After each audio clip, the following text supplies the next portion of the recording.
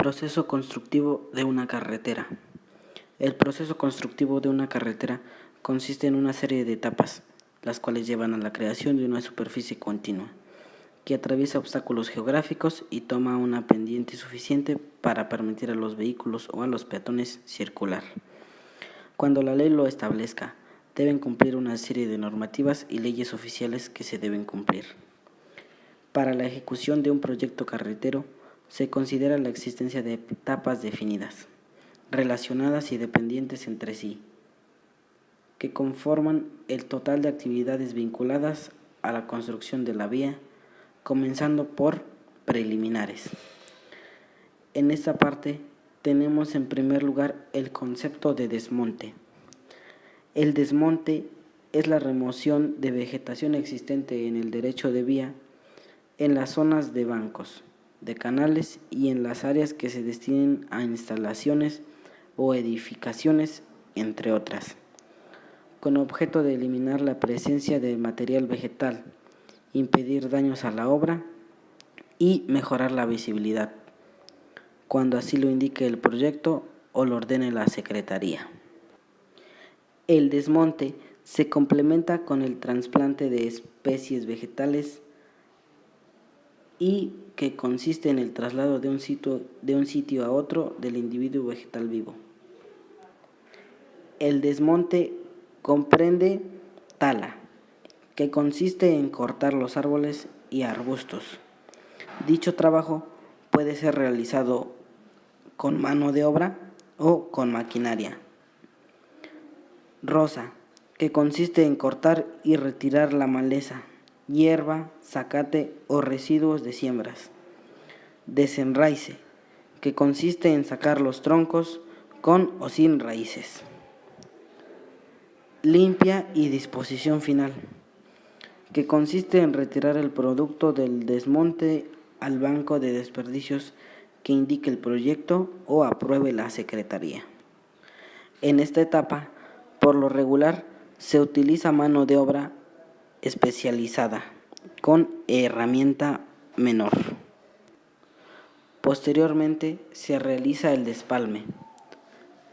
El despalme es la remoción del material superficial del terreno, de acuerdo con lo establecido en el proyecto o aprobado por la Secretaría, con el objeto de evitar la mezcla del material de las terracerías con materia orgánica o con depósitos de material no utilizable. El espesor del despalme será el que indique el proyecto u ordene la Secretaría a la vista de los materiales existentes en el lugar, de acuerdo con la estratigrafía del terreno o con la existencia de rellenos artificiales. La maquinaria utilizada en esta etapa comprende maquinaria tal como tractores, montados sobre orugas, reversibles, con la potencia y capacidad compatibles con el frente de ataque. Motoescrepas, autopropulsadas, reversibles y autocargables, con capacidad de 8,4 metros cúbicos como mínimo. Cargadores frontales, autopropulsados y reversibles, de llantas o sobre orugas en la potencia y capacidad compatibles con el frente de ataque, para la excavación y carga de los materiales producto del corte. La siguiente etapa es el movimiento de tierras. El movimiento de tierras consiste en la operación de cortar y remover cualquier clase de material independiente de su naturaleza o de sus características, dentro o fuera de los límites de construcción, pudiendo ser incorporado en la construcción si cumple con las características requeridas o, en su defecto, ser trasladado a un banco de desperdicios. El primer concepto de esta etapa es la excavación. Las excavaciones para estructuras son las que se ejecutan a cielo abierto, en el terreno natural o en rellenos existentes, para alojar estructuras y obras de drenaje, entre otras. Si para ejecutar la excavación para estructuras se autoriza el uso de explosivos y artificios, El contratista de obra obtendrá los permisos para su adquisición, traslado, manejo, almacenamiento y utilización conforme a los requerimientos de la Secretaría de la Defensa Nacional. La excavación con explosivos involucra riesgos. Es una operación peligrosa que debe de ser confiada a personal capacitado para esta especialidad. Por ello se establece un plan de seguridad antes de comenzar con las detonaciones.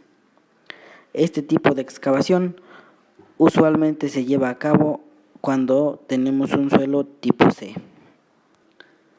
El trabajo se realiza con taladros llamados barrenos en la roca de mayor o menor longitud en función del frente a abrir.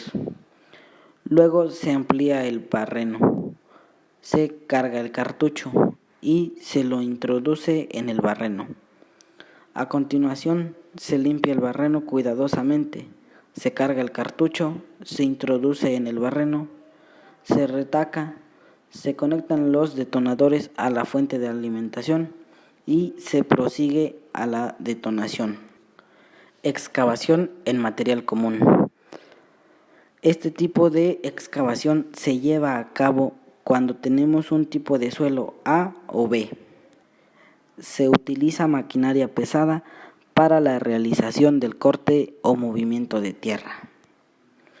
El siguiente concepto es el de afinación.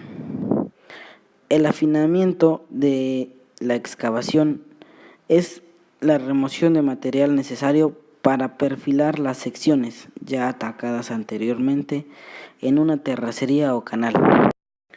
El equipo que se utilice para el afinamiento será el adecuado para obtener la calidad especificada en el proyecto. La siguiente etapa es obras de drenaje. Las obras de drenaje son estructuras que facilitan el escurrimiento y evita el almacenamiento de agua en una zona particular.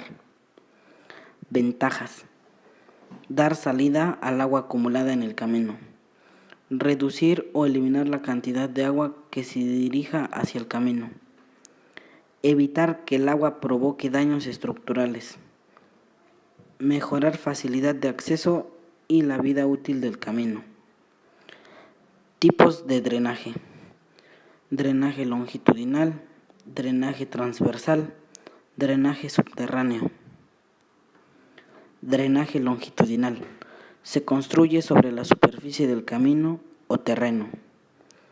Sus funciones son de captación, salida, defensa y cruce. Algunas obras cumplen con varias funciones al mismo tiempo. Estos pueden ser cunetas. Son zanjas que se hacen a uno o ambos lados del camino. Bombeo: evita que el agua se encharque provocando reblandecimientos. Zampeados: es una protección a la superficie de rodamiento o cunetas. Evita la erosión donde se presentan fuertes pendientes. Se realiza con piedra, concreto ciclópeo o concreto simple. Drenaje transversal: su finalidad es permitir el paso transversal del agua sobre un camino, sin obstaculizar el paso. Puentes, vado, bóvedas, alcantarillas. Drenaje subterráneo: gran auxiliar para eliminar humedad que inevitablemente ha llegado al camino. Evita que provoque asentamientos o deslizamientos del material. Siguiente etapa: subbase y base. Consiste en la colocación y compactación de capas de suelos apropiados para conformar la sección vial, según lo indican los planos del proyecto. Se compone de 3 operaciones que se repiten cíclicamente para cada capa, hasta alcanzar la cota asignada en proyecto, siendo el extendido, humectación y compactación. Extendido: primeramente se procederá al extendido del suelo por cada capa de espesor uniforme y sensiblemente paralelas a las explanadas. El material que componga cada capa deberá ser homogéneo y presentar características uniformes. En caso contrario, deberá conseguirse esta uniformidad mezclándose convenientemente. Humectación o desecación. Una vez extendida la capa de terreno, se procede a acondicionar la humedad del suelo. Este proceso es importante ya que cumple una doble función. Compactación. Efectuada la humectación, se procede a la compactación, cuyo objetivo es el aumentar la estabilidad y resistencia mecánica del terraplén, la que se consigue comunicando energía de vibración a las partículas que conforman el suelo, produciendo una reordenación de estas que adoptarán una configuración energéticamente más estable. Subrasante. La subrasante es la parte de una carretera que sirve para el soporte de capas de pavimento. Por tanto, debe de cumplir características estructurales para que los materiales seleccionados que se colocan sobre ella se acomoden en espesores uniformes y su resistencia debe de ser homogénea en toda la superficie para evitar fallas en los pavimentos. En algunos casos, esta capa está formada solo por una superficie del terreno. En otros casos, cuando en estado natural el material de corte del lugar es de muy baja calidad, se tendrá que hacer un proceso de mejoramiento, estabilización y luego darle el grado de compactación necesario para obtener la subrasante adecuada. Subbase. Esta puede ser conformada por material granular o material estabilizado. Forma parte de la estructura de los pavimentos por razones económicas, ya que los materiales de la subbase son más baratos por tener una calidad inferior a la base. Comúnmente consta de una capa compactada de material granular o una capa de suelo tratada con un estabilizante adecuado. Además de su posición en el pavimento, comúnmente se distingue del material de la capa de base por requerimientos menos estrictos de la especificación, por ejemplo, resistencia, tipos de agregados y graduación, plasticidad, etc. Procedimiento constructivo. Para el proceso de conformación de la capa subbase, se realiza el suministro de agregados granulares para su colocación de conformidad con los alineamientos verticales, pendientes y dimensiones indicadas en los planos del proyecto establecidos. Colocación del material de subbase.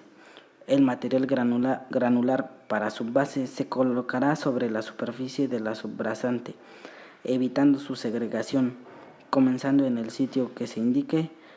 En ningún caso se deberá colocar capas de material para subbase mayor de 20 centímetros ni menores a 10 centímetros. Distribución del material de subbase. El material de subbase en estado suelto será esparcido con un contenido de humedad de más menos 2% con respecto a la humedad óptima, en un espesor necesario para que después pueda ser compactado, tenga el espesor de diseño. El esparcimiento se deberá hacer con el equipo adecuado, motoniveladora, para producir una capa de espesor uniforme en todo el ancho requerido conforme a las secciones transversales mostradas en los planos. Compactación de la capa de subbase. El procedimiento de compactación de la capa subbase se realiza por medio de compactadores mecánicos como rodillos lisos, rodillos con ruedas neumáticas o con otro equipo aprobado para compactación que produzca los resultados exigidos por las especificaciones técnicas de construcción. Base. Se llama así a la capa construida sobre la subbase. Se diferencia de esta por la mejor calidad de sus materiales y las mayores exigencias en las especificaciones de construcción. Aun cuando se tiene funciones a las de la subbase, su importancia radica en su capacidad estructural y de protección al resto del pavimento. Además, permite la circulación de los vehículos mientras se construye la capa de rodadura.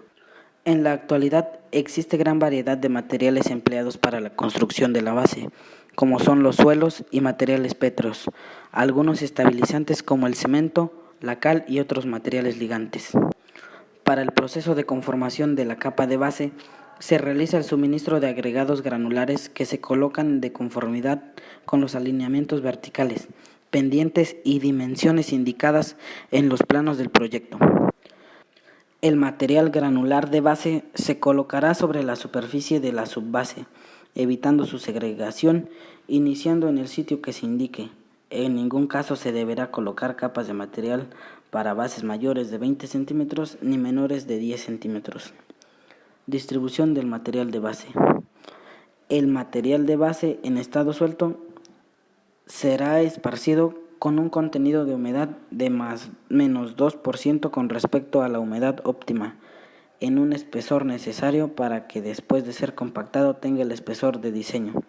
El esparcimiento se deberá hacer con equipo de motoniveladora para producir una capa de espesor uniforme en todo el ancho requerido conforme a las secciones transversales mostradas en los planos. Compactación de la capa de base. El procedimiento de compactación de la capa base se realiza por otro medio de compactadores mecánicas, como rodillos lisos, rodillos con ruedas neumáticas o con otro equipo aprobado para compactación que produzca los resultados exigidos. La siguiente etapa es la etapa de pavimentos.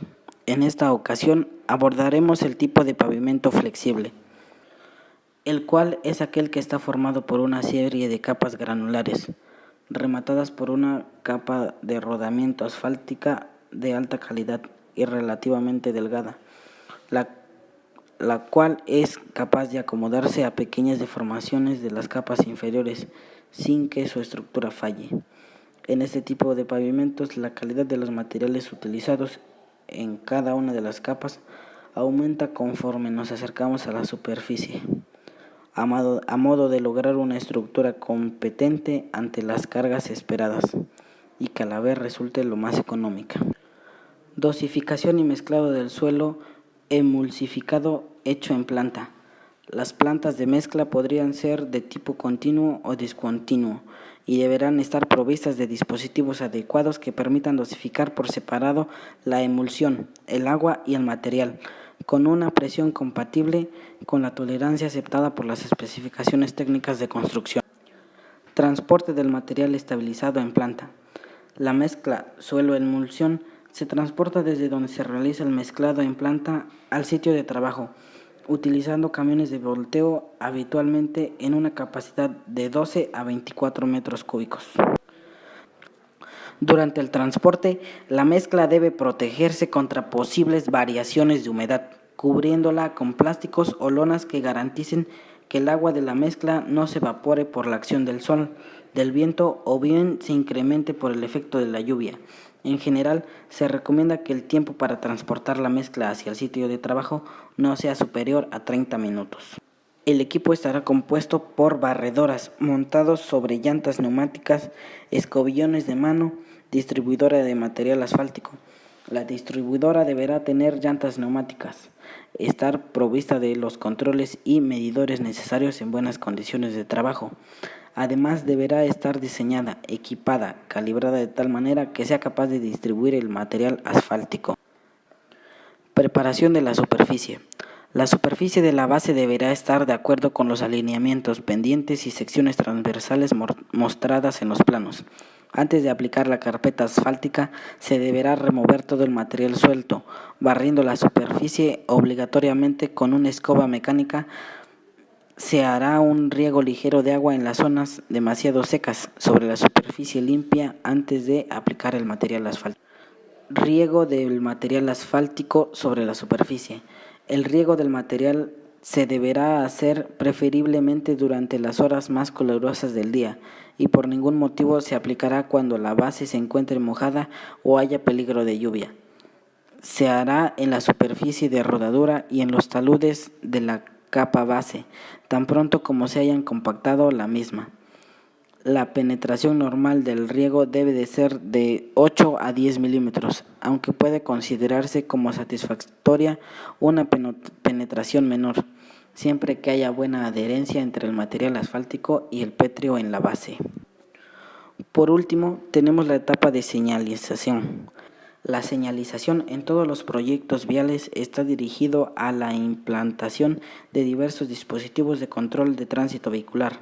Para la prevención de riesgos tenemos las siguientes señalizaciones: señales preventivas, señales regulatorias, marcas permanentes en el pavimento, postes de kilometraje, captafaros. Las señales restrictivas son tableros fijados en postes. Son símbolos y o leyendas que tienen por objetivo indicar al usuario, tanto en zona rural como urbana, elementos de soporte de señales. Elementos de soporte de señales constituyen la parte de señalización vertical permanente. Se utilizarán para sostener la señalización. Señales preventivas. Las señales preventivas se usan para prevenir a los usuarios sobre la existencia de una situación peligrosa. Delineadores. Son grandes ayudas para la conducción nocturna. Los delineadores deben considerarse como guías. Marcas permanentes en el suelo. Las marcas permanentes en el pavimento se usan para controlar el tránsito, lo cual existe de diferentes colores. Postes de kilometraje. Se utiliza para indicar la distancia al punto de origen de la vía para establecer el origen de cada carretera.